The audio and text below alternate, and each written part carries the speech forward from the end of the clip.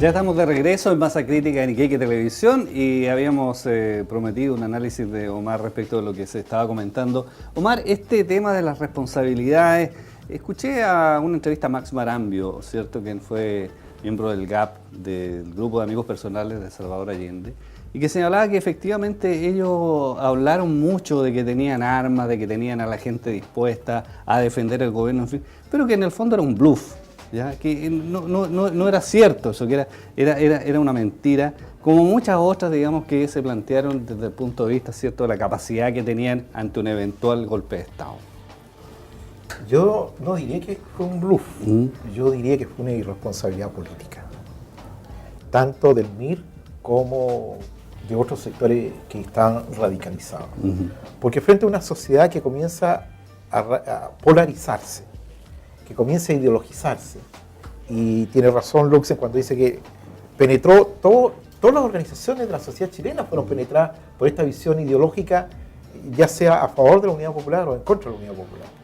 Y el resultado, en ese sentido, uno podría decir, la responsabilidad también es un poco colectiva, porque ¿cuántas voces se alzaron en algún momento a decir, ¿saben qué? Paremos esto, por esta vía nos vamos a destruir todos? Entonces, no sigamos por este camino de una sobreideologización. Y claro, cuando dicen, no, mira, anoche en otro canal entrevistaban a Andrés Pascal Allende, decían, mira, nosotros no teníamos más de 200 armas, contando todas, pistolas, rifles, escopetas. O sea, nadie impulsa un proceso revolucionario con esa capacidad de tiro, digamos. Por lo tanto, acá hay más que un bluff, yo creo que hay una irresponsabilidad muy fuerte, producto de una ideologización.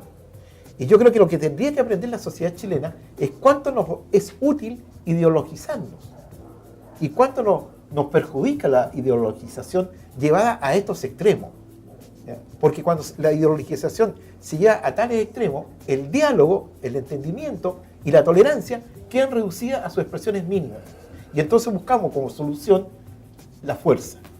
Y la esperanza de algunos sectores de la Unidad Popular es que hubiese una adhesión de importantes sectores de las Fuerzas Armadas que se plegaran al movimiento, al gobierno de la Unidad Popular y por eso y así generar un nuevo orden. Yo creo que los resultados están a la vista y como sociedad tenemos que aprender de estos errores, que fueron fatales. Luxen, algunos señalan que esperaban, ¿cierto?, algunos de la democracia cristiana, ¿cierto?, señalaron que esperaban que este golpe fuera una cosa breve, ¿cierto?, una interrupción de la democracia, que se ordenara el país, en fin, y se retomara lo que se tenía, digamos, que se conocía en nuestro país. Pero ello no ocurrió así, entonces hubo un error ahí también de apreciación respecto de algunos sectores y también de la democracia cristiana. Tengo la impresión de que el 11 de septiembre es una sucesión de errores. Si a partir de la muerte de Snyder se veían claramente intentos de intervenciones extranjeras en desestabilizar la asunción de un gobierno de izquierda. Después, durante la administración de Salvador Allende, obviamente que la intervención de los organismos de inteligencia americanos como la CIA eran evidentes. Había intervención del embajador de Estados Unidos también. O sea, ellos no querían un gobierno o un país que fuera una repetición de algún Estado socialista. Además que la mayoría de los chilenos tampoco lo querían. Entonces, por una parte, habían situaciones como, por ejemplo, la profundización de la reforma agraria. Era interesante. Partió en el gobierno de Frei, venía de atrás, pero nosotros establecimos la ley de reforma agraria. Después la nacionalización del cobre, pero hubo medidas como, por ejemplo, el congelamiento de los precios, que contribuyó al desabastecimiento, y eso no lo podemos negar. Hubo mejoramiento de la remuneración, ¿y eso qué significó? Significó, obvio, emisión inorgánica. Entonces tuvimos al final del gobierno de Salvador Allende un alza del costo de la vida del orden del 1500%. Es decir, el dinero no valía, y además que no tenía respaldo del Banco Central. Entonces, yo entiendo que aquí en la Unidad Popular hubo partidos muy disciplinados, y eso hay que destacarlo. El Partido Comunista, a mí me tocó estudiar en el Pedagógico Filosofía en el año 70-71. Y la verdad es que yo veía un Partido Comunista muy democrático, muy respetuoso. Y no es porque esté Pedro Cisterna. No No es porque no es esté porque sea el cisterna. panelista del Sí, programa. ¿no? los que pretendían salvar a Salvador Allende y ponían la nota de claridad Tiene razón. era el Partido Comunista. Entonces, los socialistas arrogantes, prepotentes, de una prepotencia, no todos los socialistas, y me ha llamado la atención y me ha gustado la actitud de Camilo Escalona, una actitud generosa, noble, del mismo presidente del Partido Socialista, Osvaldo Andrade. Un partido socialista cambiado absolutamente desde el punto de vista de su integración a la vida democrática. Pero hubo situaciones que lo único que hizo es hacerle el trabajo sucio al Departamento de Estado norteamericano. O sea, se metieron a hacer, fueron los principales. ¿Por qué? Porque se echaron a la gran mayoría de los chilenos. Entre ellos los demócratas cristianos. ¿Por qué? No es porque hayamos querido, no era una cuestión abstracta, sino porque fuimos tocados en las bases sociales y eso fue real. El CUP, la JAP, los comités de abastecimiento, el desabastecimiento que fue provocado también por la acción de empresarios, pero también por las políticas económicas implementadas por el gobierno. El manejo ideológico del Estado no se puede. No había disciplina laboral. Si tú querías hacer producir las empresas, tú intervenías en las empresas, requisabas las empresas, ¿qué es lo que tenías que hacer? Y ahí empezó el quiebre, porque empezaron las órdenes de desalojo, de entrega a las empresas, y las empresas no se querían entregar. Entonces ahí comenzó un tira y afloja político muy importante, que dio como resultado que el Congreso se separara también en dos partes. La democracia cristiana, Patricio Aylwin, tuvo una conversación con el presidente Allende, y el Partido Socialista no quería ningún acuerdo con la democracia cristiana. ¿Y qué es lo que se dio lugar? Estaba Luis Bocey, y Luis Bocey quería una declaración de inconstitucional así de simple. Y la democracia cristiana planteó una declaración de quebrantamiento constitucional, que era una forma suave de decirle, cuidado, no sigamos por esa vía que vamos al precipicio. Sin embargo, ocurrió lo que tenía que ocurrir. Ahora, ciertamente al tenor de tu pregunta, hubo un error de cálculo. Porque jamás nadie calculó que Augusto Pinochet, que era una inocente paloma, era una paloma de la paz, propuesta por el mismo general Prat, se lo propuso a Salvador Allende y Salvador Allende lo nombra comandante en jefe del ejército. Pero tú ves el estilo que tiene el 11 de septiembre. ¿Ah? ¡Saquen esos bandidos de la moneda! ¡Vamos a bordear! O sea, que se rindan. Ni que se rindan. Pues, entonces, esas cosas, esos objetos realmente marcaron un antes y un después de Pinochet. Entonces, ¿qué pasa con la democracia cristiana? La democracia cristiana también pensó que esto era una cosa, como lo dice la declaración inicial de la Junta Militar, decía era un gobierno esencialmente transitorio, que iba a restablecer la chilenidad, esencialmente transitorio. Y la democracia cristiana, obvio, pensó que esta cosa iba a durar 4 o 5 meses. Y al cabo de esos meses podía ser un presidente demócrata cristiano al frente del gobierno. Error de cálculo.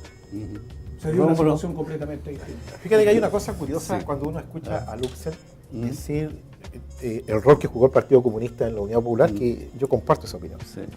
Sin embargo, fue uno de los partidos más castigados por la represión. Sí. Así es. Y eso también es un tema, digamos. ¿Por qué el Partido Comunista fue el que más sufrió la represión? Y el que más trató de cuidar la democracia. Y el que más trató de Por la cuidar. disciplina que tiene el partido. Claro. Y en segundo lugar, ha sido el partido más excluido en estos 20 años. Por la concertación. ¿Cómo entendemos eso? Rómulo. Sí, yo creo que a Luxem le faltó, dentro de esto que planteó Omar al comienzo, de esta polarización producto, ¿no es cierto?, de una ideologización, ya está la Escuela Nacional Unificada. La ENU. Perfecto. Sí. Y que además provoca el quiebre con la iglesia.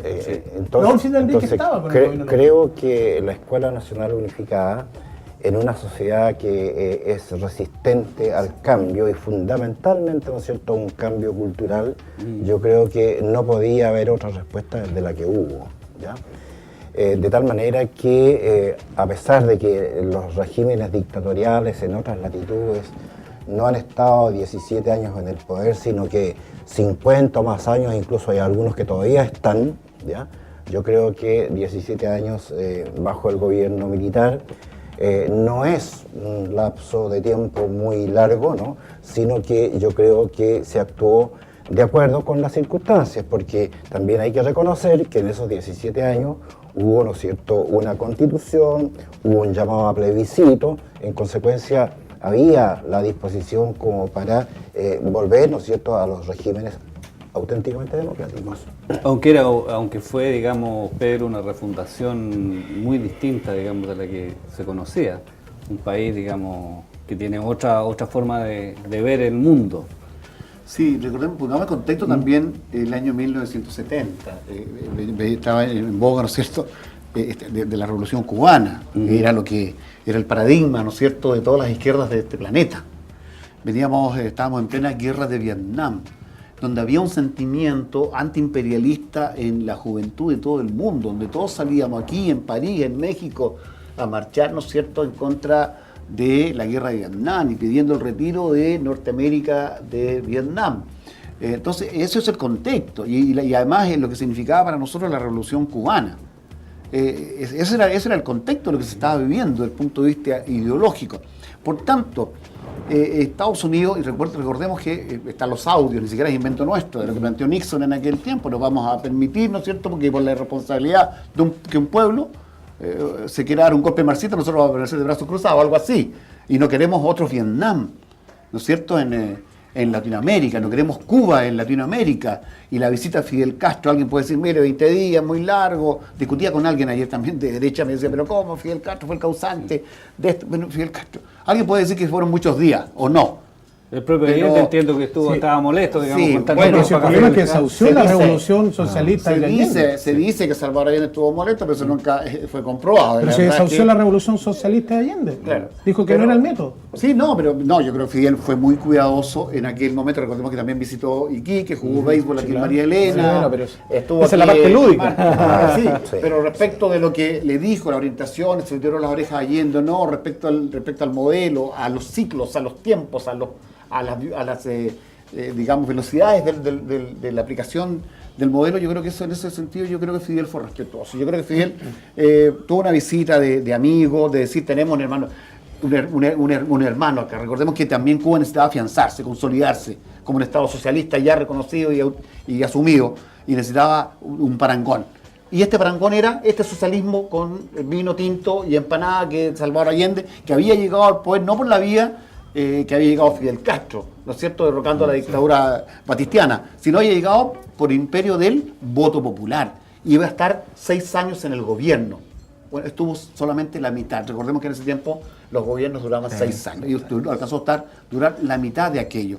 Pero eso para poner en contexto lo que se estaba viviendo, porque la juventud puede decir hoy día, mirar ese periodo de los 1000 días, aquí y allá, pero es bueno contextualizar en qué se estaba en aquel tiempo. Y eso era lo que pasaba en aquel tiempo. Por eso había un gran apoyo de la juventud.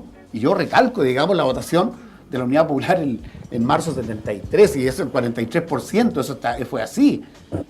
Fíjate que el Partido Comunista, alguien me otro día se encontraba una sorpresa porque yo le decía, tenía al golpe 25 diputados y 9 senadores elegidos por votación popular, en un sistema de elección proporcional, no el binominal. No Pero el binominal. 25 diputados. Y fíjate que aquí nomás en Tarapacá, que era una circunscripción de Tarapacá y Antofagasta, elegía 3 senadores. Eligió 2 por la torpeza. Por llevar 2. No haber llevado, tú bien sabes, Omar, por llevar 2 candidatos. Pero sí. hubiera llevado a Perico Los Palotes y lo elige con la votación que irradiaba Luis Valente Rossi ¿no es cierto? Y Víctor Contreras Tapia. Exacto. ¿No es cierto? O sea, no habría pagado para 10 senadores. Hoy día, ¿no es cierto? Y eso de hoy día sacamos un 20%, 30% de los votos, 30% en este tema binominal, y no obtenemos ni siquiera un tercio de lo que teníamos al 73. Omar, ¿qué pasó con el Partido Comunista después de la persecución, digamos? Me refiero a eso. ¿Cómo lo ves tú, digamos, ya después de 20 años? A ver, yo quiero rescatar una cosa que dijo Pedro.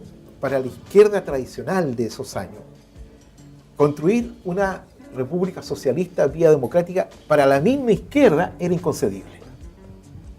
Los regímenes socialistas se habían construido producto de revoluciones armadas, con el triunfo de la revolución, Cuba específicamente. ¿Ya? Por lo tanto, ojo que la izquierda también estaba anclada en sus propios pensamientos, atrapada en sus propios pensamientos. Bueno, después de la fuerte represión que sufre el Partido Comunista y en general la Unidad Popular, algo sucedió en el Partido Comunista y quizás Pedro tiene muchos más elementos porque se plantean 2 vías, y todos lo sabemos. La vía democrática, que logra para el plebiscito encarnarse en el Partido Amplio Izquierda Socialista, pero también está el Frente que después se autonomiza. El Frente es autónomo de la dirección política del Partido Comunista. Entonces, No, pero fue antes, fue el 86 eso, bueno. Pero, Claro, pero un Ya el 80 partido, ese un partido quiebre, que ya había Omar, logrado... ya que había- sí. se veía esa bifurcación el año 86. Pero un partido que había logrado seducir de la manera en que tú lo representas, ¿cierto?, al electorado y al pueblo chileno, perdió, digamos, por supuesto por la represión, perdió mucha gente, en fin, pero también perdió fuerza porque en todas las elecciones, ¿cierto?, sucesivas que hemos tenido, nunca ha logrado superar, digamos, los dos dígitos. Insisto, en el esquema electoral actual, en un sistema proporcional sería muy distinto. Bueno, vamos a hacer una pausa y vamos a y volver con además ese tema. son archivos expiatorios. Sí, Además, vamos claro. a hacer una pausa aquí en nuestro programa, estamos en Masa Crítica en Iquique Televisión y regresamos de inmediato.